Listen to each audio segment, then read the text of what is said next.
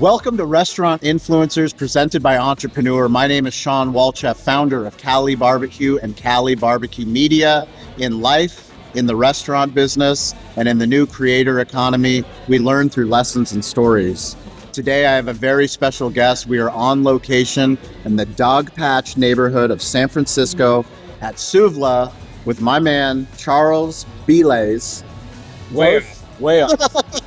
Go, tell me what it is. Bililies. I butchered it. That's a new one. I haven't gotten that one before. We're not even gonna edit it out. Years, man. Bililies. Bililies. Yes. Okay, Bililies. See, this is barbecue media, so this is how the media sausage is made. I apologize. This is a man that's given me so much grace and hospitality, letting me come here, take over his restaurant on a Wednesday afternoon. In the middle of lunch service. In the middle of lunch service. Yeah. Charles, I'm grateful to have you here. Thank you for inviting us, and thank you for your hospitality. Sean, it is a pleasure to have you in the restaurant. Please let me know where in the world is your favorite stadium, stage, or venue?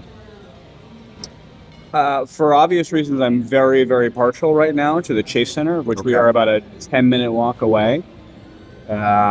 We attend a lot of the Warriors games. We've all become basketball fans over here at Souvla. This particular restaurant we opened up in August, and one of the major highlights, aside from the fact that we really love the Dog Patch neighborhood, but it is a 10-minute walk to the Chase Center to go to a concert, to go to a Warriors game, and really like a go-to pro move is to come into Souvla. You know, game tip-offs at 6:30, come in around 5:30, get a great meal, glass of wine. 10 minutes, you're like in the stadium, door to door, like walking. The parking is a little bit easier out here, and the Chase Center itself is state of the art, it's brand new. It has amazing food and beverage opportunities, and it's just a great place to go see a show or a game or everything else. So we think that the conference model in the hospitality space is broken, and we would love to see it disrupted. We would love to see people come and do better content, educational, inspiring content for the hospitality space. We're going to go to the Chase Center. Great. We're going to go talk to our team at Toast. Great. We're going to go talk to Entrepreneur. We're going to talk to some other sponsors, and we're going to rent out Chase Arena for all the people that are playing the game within the game. That's the awesome. Hospitality leaders that actually want to move their business forward, leverage things like the internet and storytelling to do what we do best. And I'm going to put you on center court. I'm going to say, Charles, I need the Souvla story. Awesome. Give me the Souvla story. Oh yeah, well of course. So it's the Souvla story can be told in two parts, and I would clarify and say it's two sort of parallel stories. There's the product, and there's the format. Because both of those things, coming up on now 9 years, but 9 years ago and even longer, didn't really exist back then. So on the product side, we set out to modernize or reinvent what is classically known as the gyro or Souvla cuisine. And that was born not only out of my own Greek heritage, being Greek, my parents sort of both sides, born in the U.S., and so Souvla is a little bit of a representation of my, at times, conflicted relationship with my heritage, right? Being American-born to Greek parents, but raised in sort of a generation of people where everyone really was trying to sort of lean into the sort of American notion. And this has sort of evolved as of late, where everyone's trying to kind of do the opposite and like learn 6 languages and do all those things. So on the product side, it really came out of about now 13 years ago, a backyard barbecue that I had at a place I was living in San Francisco with my roommate. We had a backyard, which is rare in the city. We roasted a whole lamb, and we just threw like a big barbecue party. You know, roasting a whole lamb is a very traditional practice in the Greek faith and the Greek culture. It's usually done every Easter to sort of celebrate the end of the fast and all that fun stuff. So that in and of itself is just like a ritual and a tradition that I grew up with and kind of wanted to reinvigorate in my own life. And so we had this great party. We had a bunch of people over, and we did the whole lamb thing. And of course, there's a very primal experience to being next to a whole animal that's being roasted over open fire. So obviously everyone was really, really attracted to that. We had this great party, and the following day I was cleaning up, and we had a bunch of leftover picked lamb meat. Someone had brought a beautiful heirloom tomato salad. Someone had brought pita bread.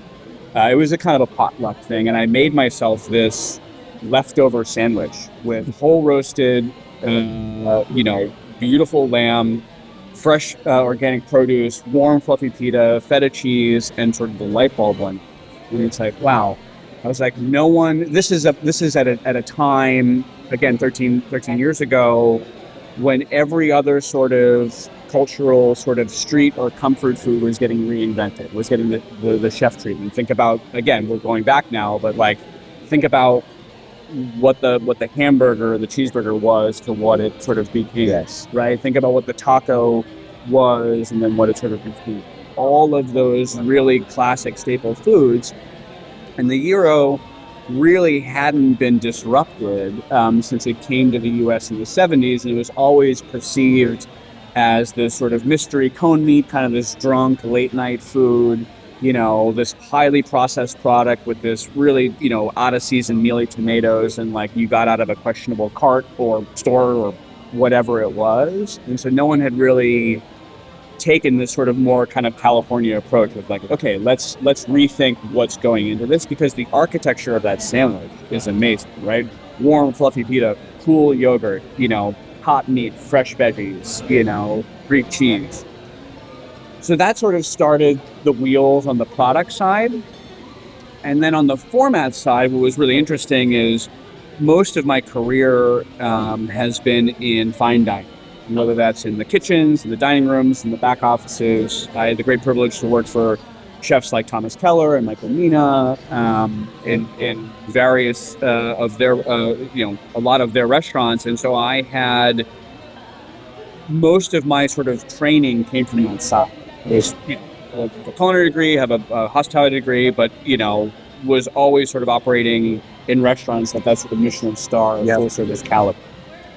And what was really interesting, sort of by the end of my journey, I started to get more exposed into the business side of things, start to write, pro formas and budgets and do P&L reviews. And I got more exposed to the business model of fine dining restaurants. And the business model of fine dining restaurants is, I will say, broken. Despite the fact that, you're charging hundreds of dollars for these tasting menus and these incredible experiences, it costs a tremendous amount of money to build these restaurants, to staff these restaurants, to create everything that the guest experiences.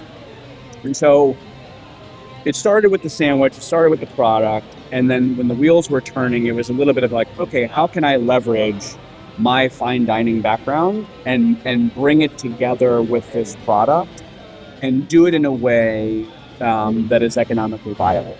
San Francisco is, I think it's pretty common knowledge at this point, one of the most expensive cities in America, if not the most expensive city in America. Also one of the most expensive and one of the most challenging cities to operate any small business, let alone a restaurant. And so going into this, obviously, as a first-time operator, entrepreneur, you obviously have to balance the product, the experience with the more rational sort of fundamentals, like, is this a viable business model? And so that's kind of how things started. And so when you look around our restaurants, even though you are ordering from a counter, the restaurants themselves look, act, and feel like full-service restaurants. So here we are drinking wine out of a stem wine glass, right? Food is delivered to your table is bussed. You're not carting around your trays looking for the trash can. We spend a tremendous amount of time and energy in the design and ambiance and experience of our restaurants. We want them, and they are verified, nice enough to bring a date. So over the years, we've actually catered several weddings because people either went on their first date at Souvla, met in line at Souvla. We catered a wedding where the couple met in line. We've actually also had, it was very sweet, during the dark days of COVID when the restaurant was closed, we actually had our very first proposal at Souvla. Oh, wow. So the brand itself has become a part of the cultural fabric of the city of San Francisco in a way that I had never imagined. And so what's really, really great, we're coming up on 9 years next month, and we continue to iterate and to refine who we are, what we do, and how we do it. And the brand has evolved over the years. customers. Because really what it comes down to is we want to be many things to many people. We want to be able to deliver our product in the most efficient way, in the most consistent way possible. We're incredibly fortunate to have a very, very loyal following, and we want to continue to support them. And that comes down to iterating on things like our tech stack. That comes down to being incredibly thoughtful and borderline sort of surgical as far as like where we open the next Souvla. Obviously delivering extraordinary service, whether that's in the restaurant or online or in any of those ways. And so that really is kind of probably the shortest version of the Souvla story that I've told today. Well, I appreciate it for giving the context. And for me, I never met my father. I was raised by my Bulgarian grandfather, and his girlfriend was Japanese. Wow. So my grandmother was Japanese, my grandfather was Bulgarian. So Yeah. I ate Bulgarian food and Japanese food all the time. But I remember that at certain points growing up in my childhood, I was almost embarrassed of the fact when I would have friends over that we were eating Bulgarian food or having Japanese food. And now, as I have kids, I actually married a Bulgarian woman. So my children are more Bulgarian than I am. Yeah. But now I'm at a point where we're starting to explore the Bulgarian cuisine and celebrating it. For you, when you look back at your heritage, Yes. what was the change? Like, where was the change of looking at something and then wanting to embrace something that actually became the core of your business? The identity part. Yeah, no, it's really, really interesting because I went through probably a very, very similar journey to you in that I was raised by Greek parents. My mother came to the U.S. When she was in high school. My father was born in the U.S. But there was very much, I think, at the time, the immigrant mentality around raising a family and wanting the children to be sort of quote unquote normal American kids. And so we grew up with a lot of the cultural traditions of Greece. We grew up in the Orthodox Church. So a lot, and certainly in Greece, probably similar to Bulgaria, a lot of that stuff is actually pretty interwoven. And like most of those cultures, food becomes a very, very central part of everything. So my family upbringing was interesting because it was very, very food centric. But also, like, I didn't grow up speaking the language. Here I am at age 40, back in Greek school. Are you really? I am. Yeah. Good for you. My rhythm and my pronunciation of the language is actually pretty excellent. As bad as mine. Well, that's the thing. I mean, back then, someone that's Bulgarian did it. No one's butchered your name as bad as me. Yeah. I apologize. That's okay. It happens. We all make mistakes. You're in the restaurant business. That's right. It's all about the recovery, right? Correct. Huge news. Toast, our primary technology partner at our barbecue restaurants in San Diego and the primary technology partner of so many of the guests that we have on this show, have announced they are expanding their business offerings with Google.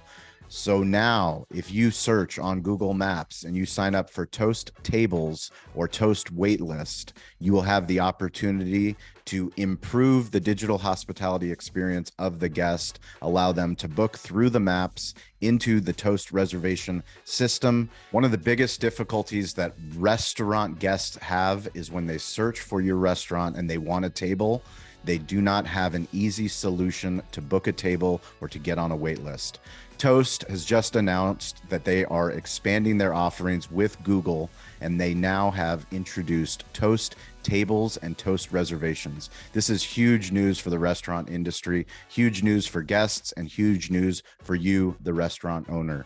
Check out Toast Tables today and find out the new integrated solution that they have. This is something that we've wanted for a long time. How do you integrate reservations, wait lists into your point of sale? Toast has done it. Check it out. No, so it was interesting because it was this hybrid situation where obviously all of the holidays and the feast days were very, very sort of centered around Greek food. Both of my grandparents on both sides, both my grandfathers, I should say, on both sides were extraordinary cooks. One of them did it professionally, had restaurants, and ended up teaching later in life. And the other one was just one of those sort of savant sort of type cooks, a guy that came in from Greece, never had Chinese food in his life. got it takeout once, and then the next day is in there figuring out how to make, and nailing it. So I think what was interesting, I went on this very sort of roundabout journey that sort of ended up sort of bringing me back to my Greek roots. And really one of the big things around that we really try to emphasize at Souvla is obviously very Greek, as you can sort of see by the surroundings.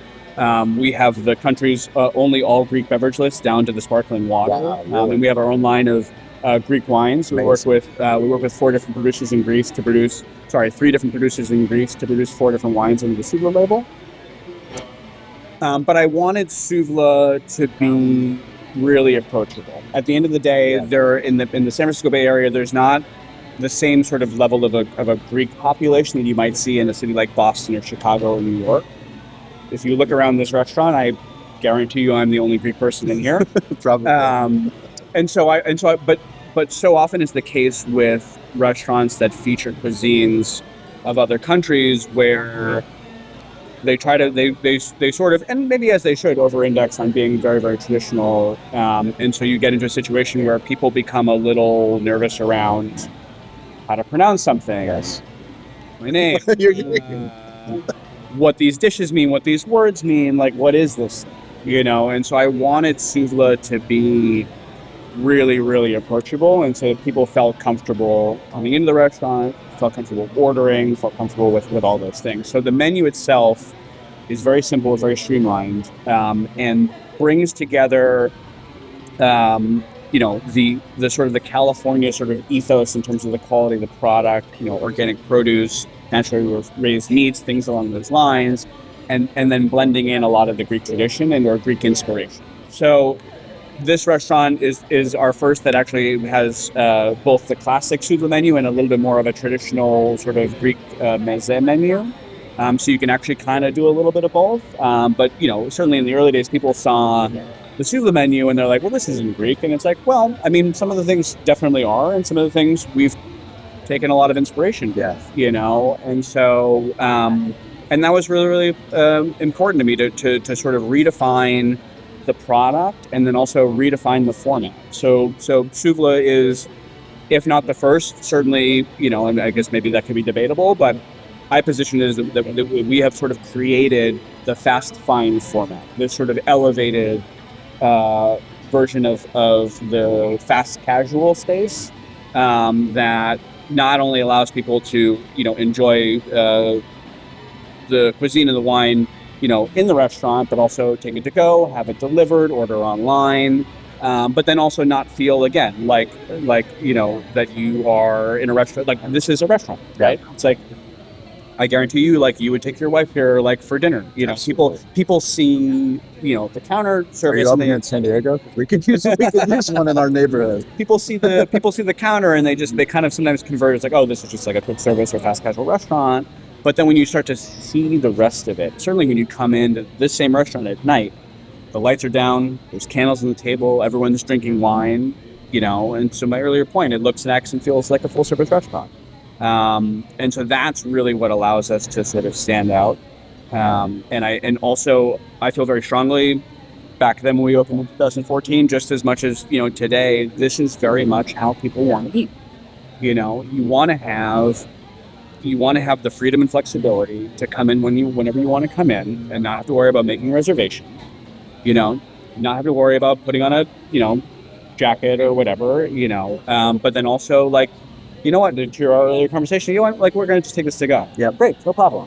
And or it's like, oh, we got to go to the Warriors game. Yeah. Up and out. You don't have to wait for the check. Yes. And do that stuff. And or again, a first date, a meet up with a friend or whatever, it's a very approachable price point, and you can make it a quick snack, a glass of wine, or like a full on, team dinner, and everything in between.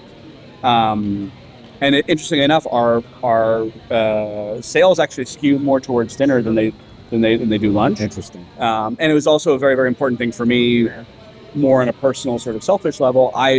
Being in the industry for as long as I have, often find myself eating at odd hours. So like lunchtime is oftentimes like 3 p.m. Try going out to a restaurant at 3 p.m. Most places do, 11 to 2 and then 5 to 10. Correct. Or you'll get the worst service. Or you get the worst service where all the Souvlas are open 11 a.m. to 10 p.m. 7 days a week. Wow. And open and serving.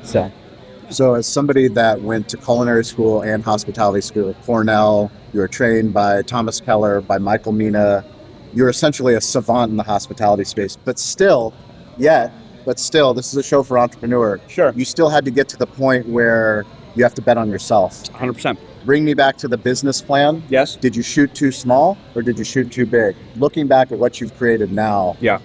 And that first, once you were ready to show that to the initial investors. Sure. Did you aim too high or did you aim too low? The short answer is I aim too low. And I guess it's an important caveat for our conversation to just highlight the fact that I actually am the child of two entrepreneurs.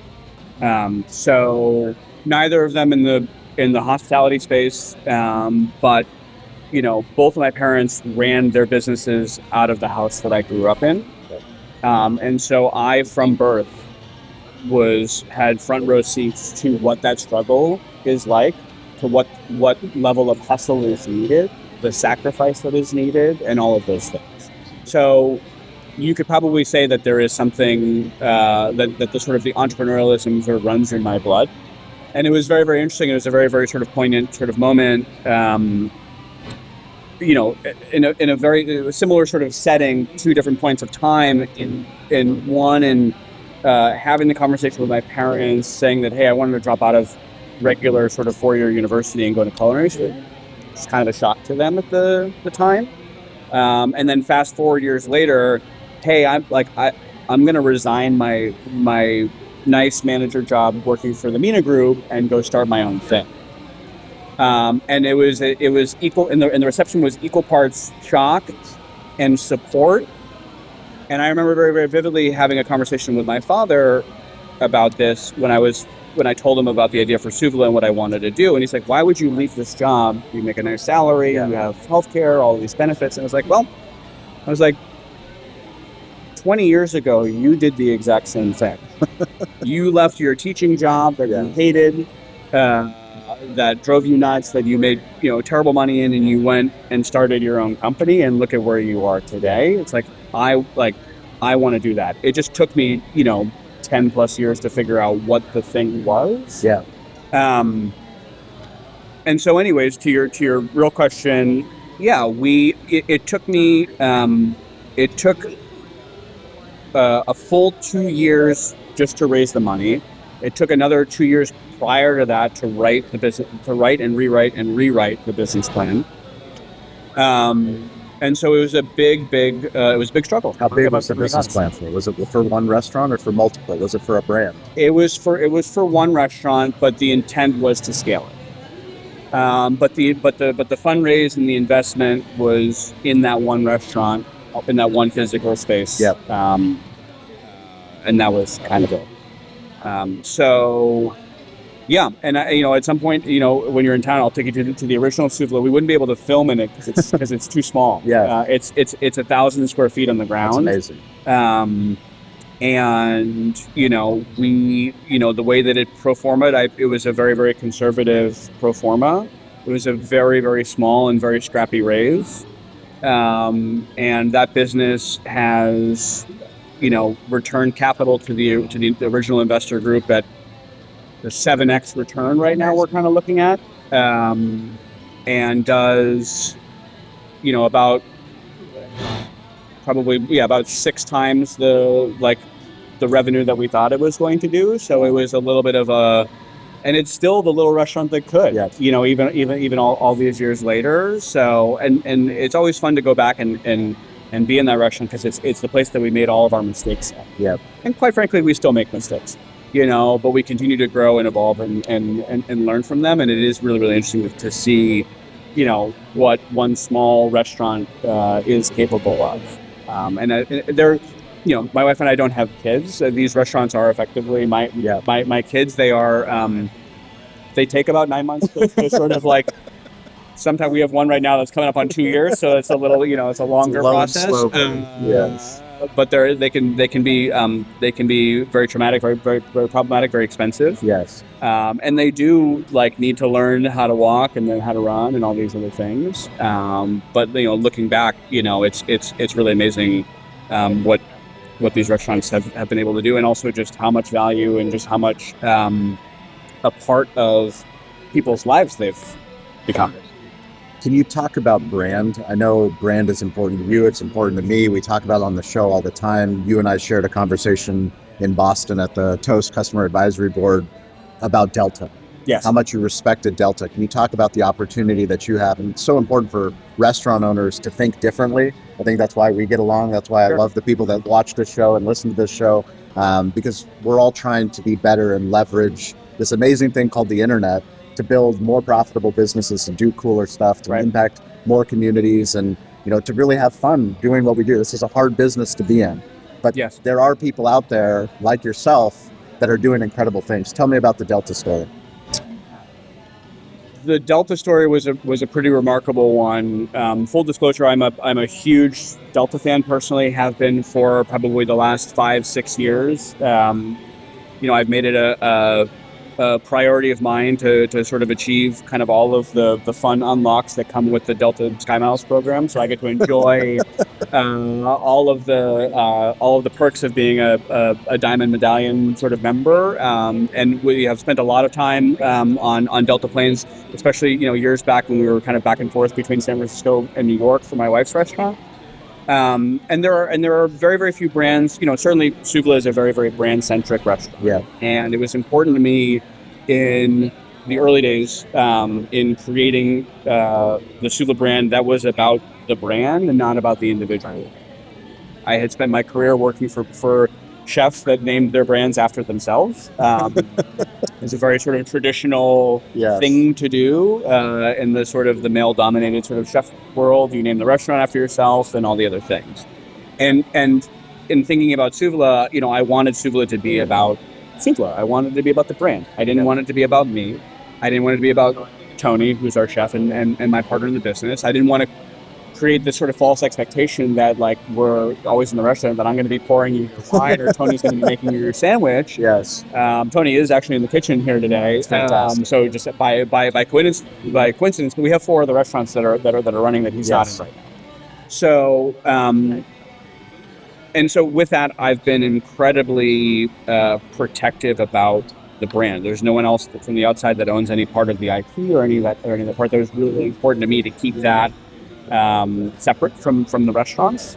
And again, we're incredibly thoughtful about who we align ourselves with, who we partner with. So to answer your question about the Delta story, Delta came to us, which was quite remarkable, and it was really... Was it an email? Was it a DM? It was an email, like so many things. Did they just show up at your door? Two of the no, it's not like what should I look for? No.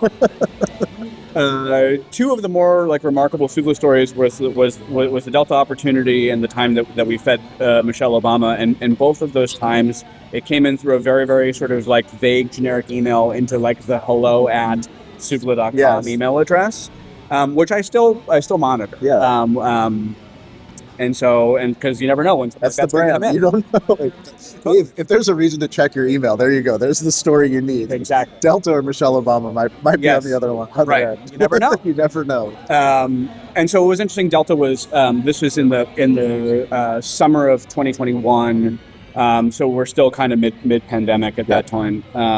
Delta had throughout COVID suspended all of its hot food programs, for the obvious reasons, and were looking to reboot their hot food programs, and they were looking for a restaurant partner out of San Francisco. And so that team started to kind of put out feelers to people that they knew in the area that either lived or worked or just, they have obviously it's the largest airline in the world. They have quite a presence and obviously a very, very big team.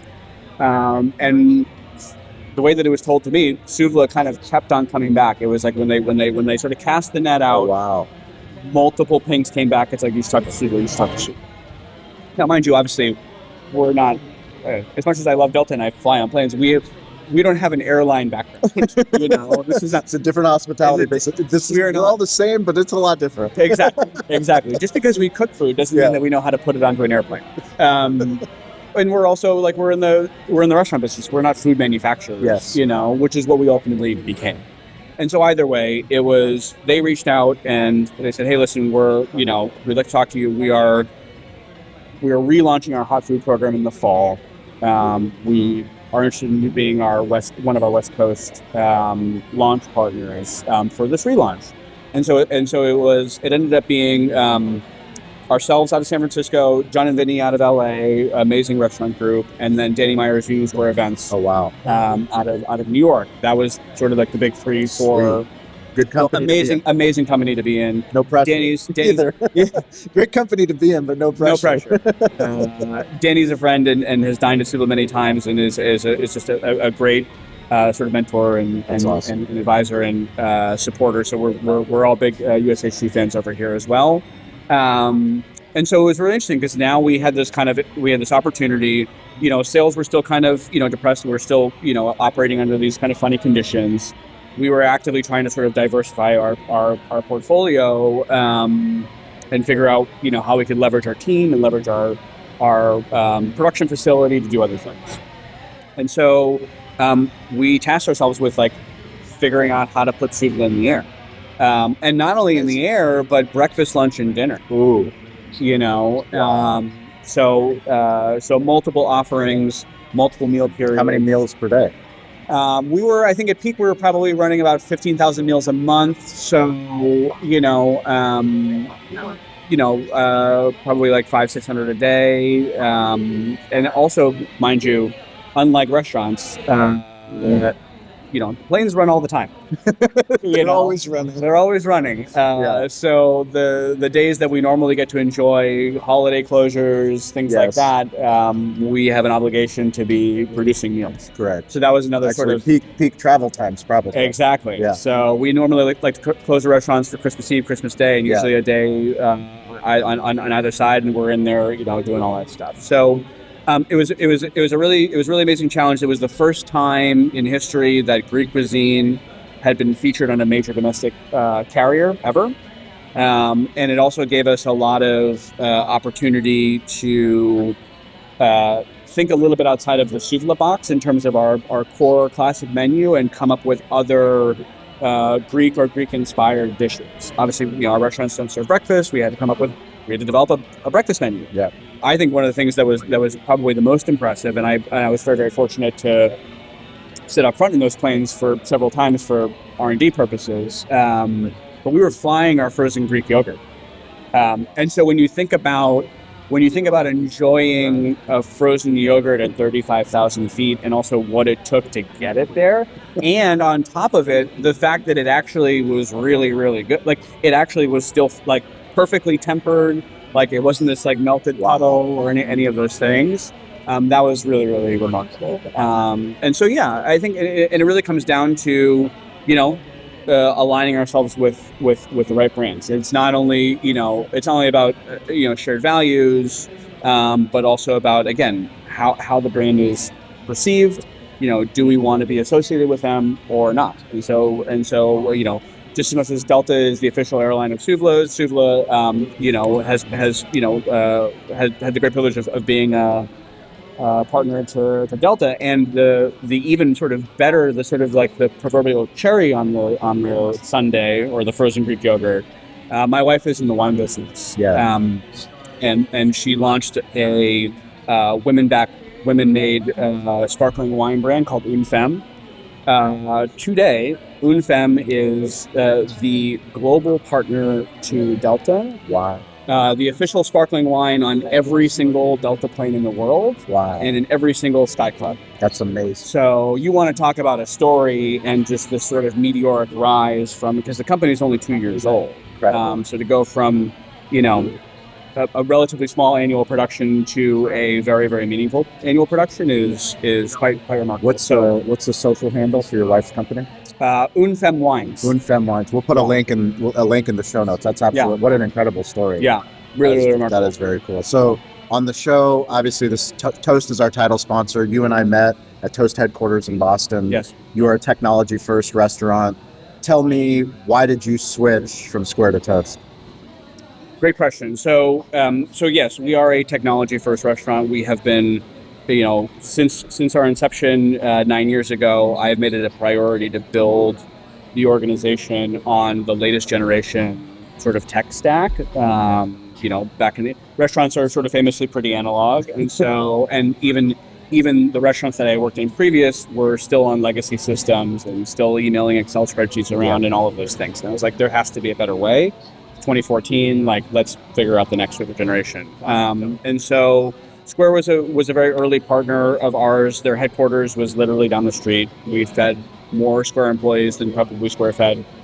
We had a level of access because we were so early on in that company's lifespan, and obviously with ours as well. I was a sort of unofficial spokesperson for the brand. We probably beta tested and broke probably every piece of Square hardware and software that existed, and also just enjoyed a level of access into that company that most restaurants didn't have the privilege because, again, of the proximity.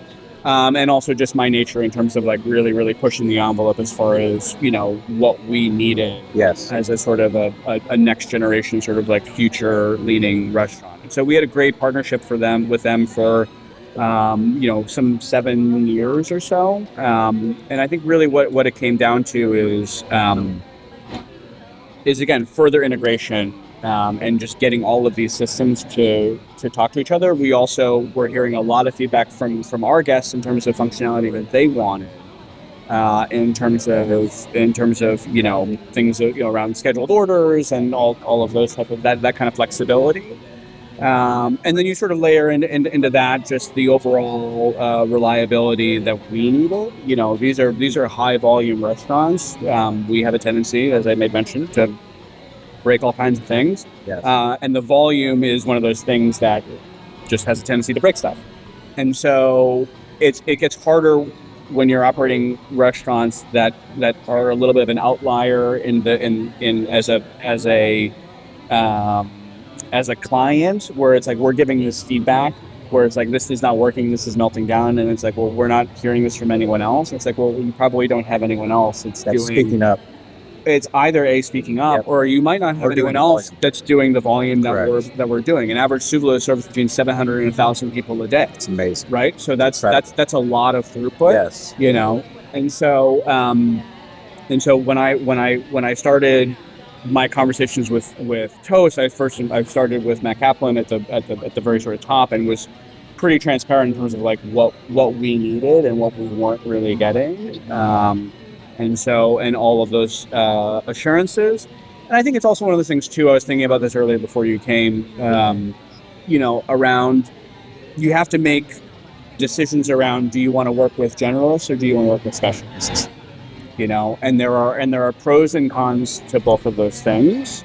And you mentioned, the conference that you're speaking at later, that's I think an example of a brand that is a generalist. Yeah. And it's not to say that it's a knock on them. It's just there's a huge pro in that you can kind of have everything live under one roof.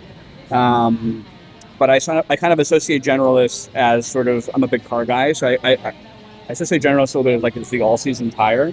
You do a lot of things, right? You can drive in the snow and the rain, whatever. Really well. You don't want them in the rain. You're driving fast on a racetrack. You want a summer performance tire. Yeah. You're going up in the snow. You want a studded winter tire. And so we've really reinvented the entire Souvla tech stack. And that's, again, it's evolved over the years, but really focusing on working with sort of best in category specialists. And so the drawback to that is you got to get them to talk to each other. Yes. And so we've been really happy with Toast with a lot of their functionality because we're able to plug in some of these external partners and have everything flowing on the same set of rails. Yeah, for me, it's just fascinating to see where we are in 2023, knowing how fast it's going to change just by 2024, 2025. Right. What is Souvla going to look like, and what's the customer going to want?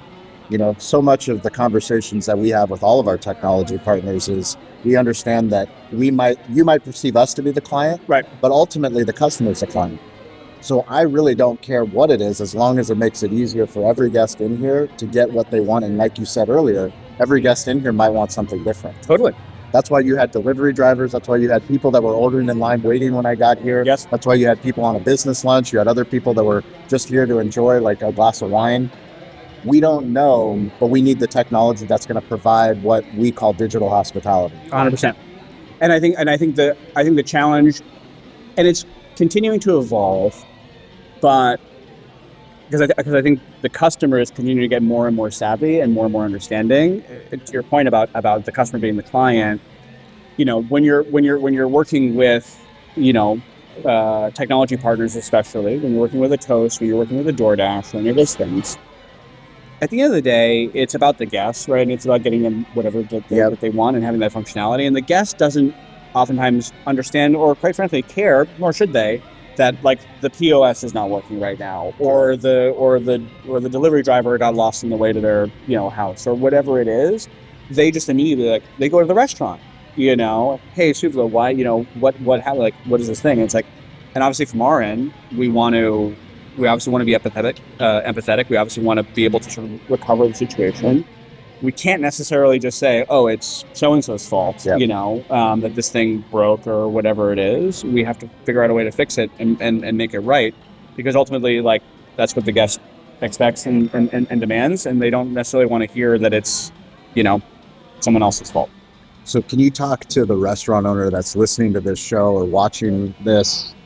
Why is it important to speak up on behalf of problems that happen? Because I think when I talk to restaurant owners, some of the biggest complaints that I hear is that nobody cares. Mm-hmm.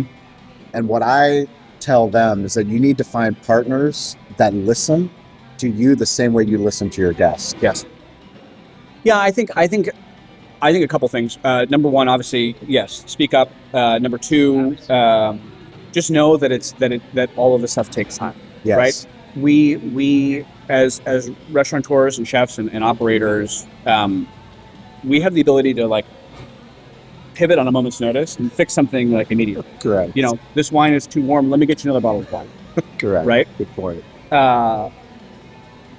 When you're working with technology companies or any external partner that's not in the restaurant space, they don't generally work that way, right? And in general, the larger the company that you are working with, the longer things take to get fixed. Correct. The more layers of whether it's bureaucracy or management or whatever needs to happen to get the change. It takes time. I've gotten a little bit better. With the phrase, but for the longest time, certainly in like periods of challenges that we've had with our tech partners, with this notion of like, oh, it's on our roadmap. It's just like, I don't want to hear that. It's on the road. No, it's a very, very common phrase in the tech world. Restaurants don't have roadmaps. Or today. I have a today map. Like now, I don't have a roadmap. Right. Today The roadmap is about right now map. Right. So like having the sort of patience to kind of work through with that, I think is just at least having that understanding that like not everything is going to happen immediately, unfortunately. That's a hard thing to. I think obviously whenever you have the opportunity to work with external partners that have an understanding and/or I think honestly more importantly experience in the restaurant industry, that's helpful because there's a little bit more of an understanding, a little more of an empathy around what's gone on. We've had employees, we've had like heads of product and people like that. We've brought them in and made them work in our restaurants. This is in the early days where things were still sort of developing, but like to get them to understand either the functionality that we're missing or the problem that we were having with the hardware or the software, and the impact that it has not only on the guest, right, but the impact that it has on the individual providing the service. Yes. Right.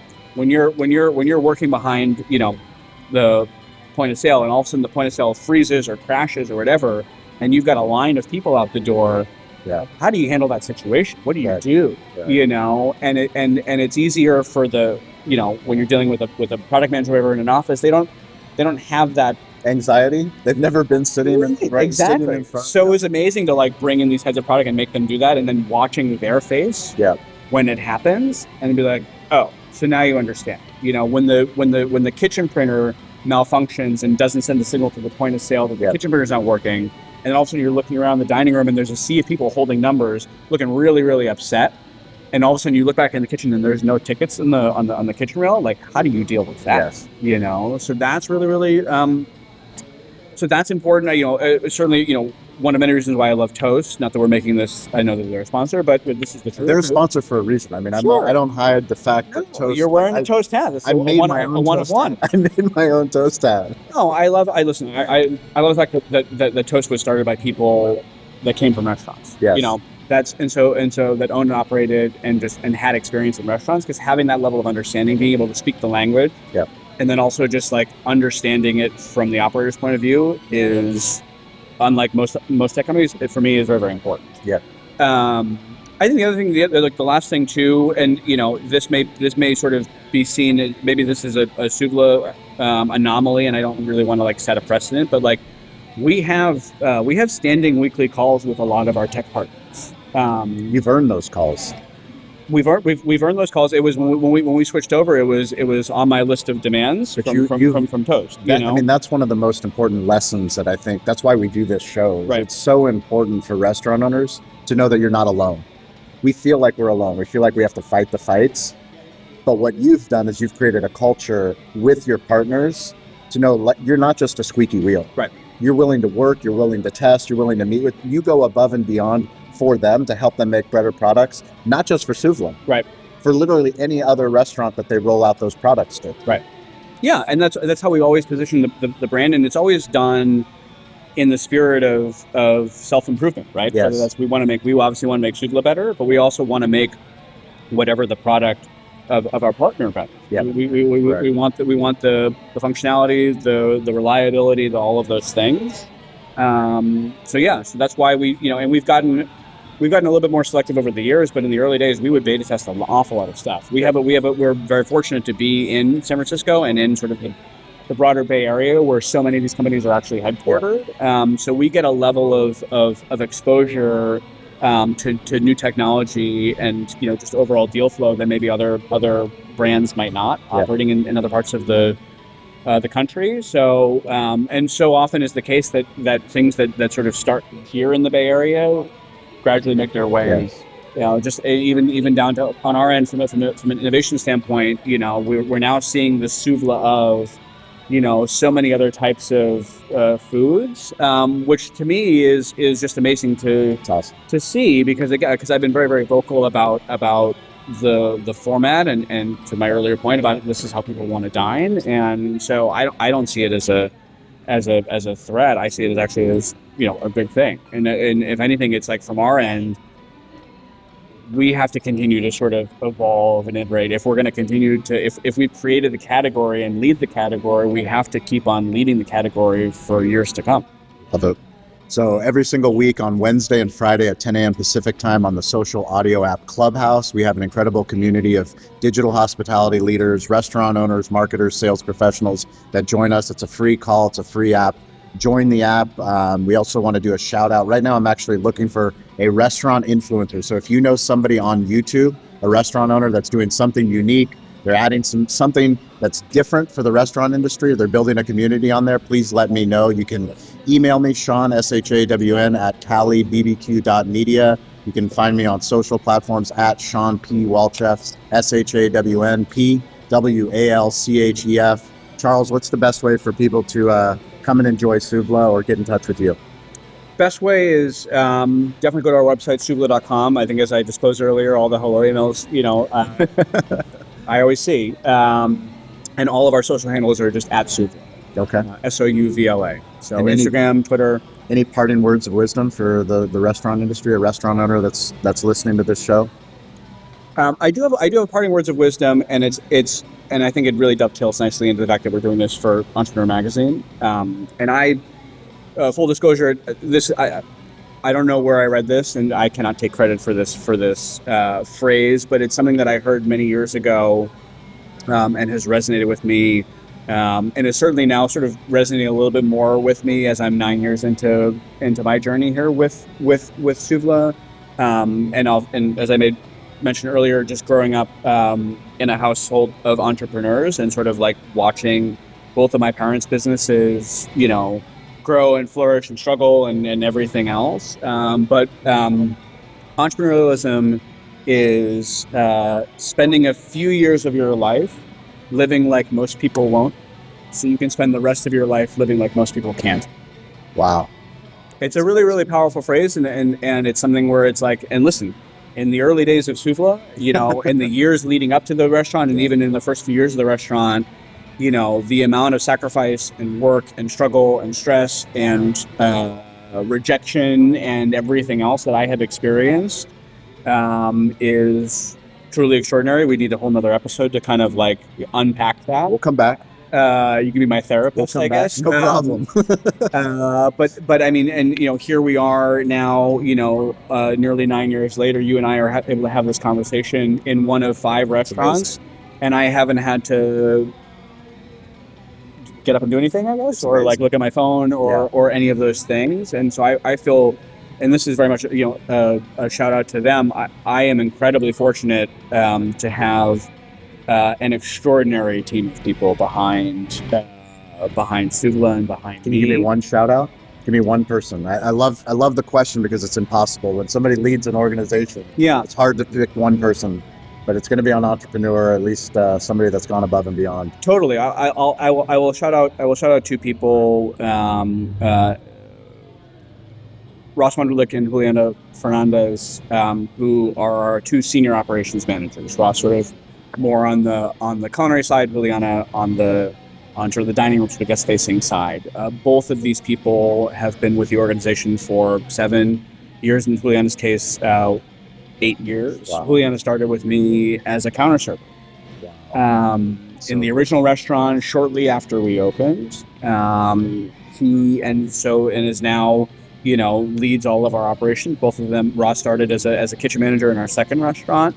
So they are the ones that are mentoring and empowering our teams and developing, and have developed now generations of Souvla managers and supervisors, and they are very much the unsung heroes, and it's really just a testament to, and quite frankly, both of them run our restaurants better than I ever could.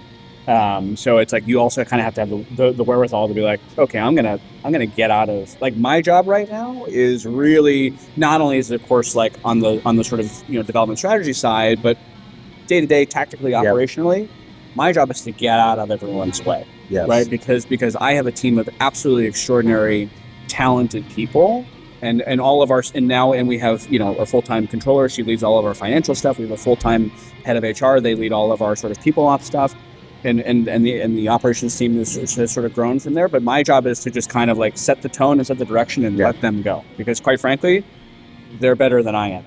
And they are, to our conversation about being specialists, they have grown and evolved and become specialists in these fields. Well, I appreciate you sharing that. I hope that this show inspires other owners to build their team so that eventually one day on a Wednesday afternoon they can do a cool interview for Entrepreneur. Thank you to Toast for believing in this project. Like I said, Thank you to Toast for powering our restaurants. Absolutely, for powering our restaurants. But like for me, as a barbecue restaurant owner, if I didn't have a team down there, if I didn't have this crew out here in San Francisco, Rising Tides Creative, Stover, who produces the show, and most importantly, the audience. Thank you guys for listening. Thank you for believing in it. We want to do cool, more in-person interviews, not just digital interviews. So we want to go all over the world and find the other Charleses that are reshaping communities and doing really cool stuff. Charles, I can't wait to see what you continue to build, and we're here to support you. Thank you, Sean. Thank you for listening to Restaurant Influencers. The best way that you can help us with the show is to subscribe and write a review. We love the opportunity to connect with you, no matter where you are on the globe, no matter what restaurant you are running. Please send us a DM on social at Sean P. Walchef. If you are interested in Toast, if you want to improve your digital hospitality, please send me a DM. I will get you in touch with a local Toast representative. We appreciate you listening to this show. The best way that you can help this show is share it with a friend, and we will catch you all next week, or we will see you on one of the digital playgrounds that we call social media.